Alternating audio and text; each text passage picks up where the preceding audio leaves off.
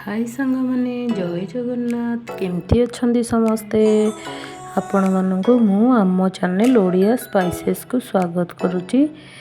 तो आशा करुच्ची आपण माने समस्ते भल थे। तो चलते देखा आज लंच रे कौन प्रिपरेशन होती देखा।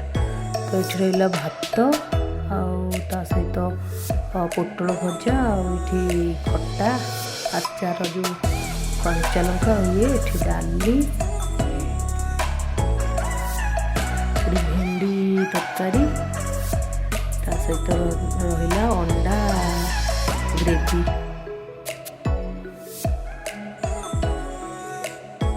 तो यह आज लंच रे। तो आपण मानक यदि भल लगे मो रेसिपी तो लाइक शेयर सब्सक्राइब करूँ। रहुची जय जगन्नाथ।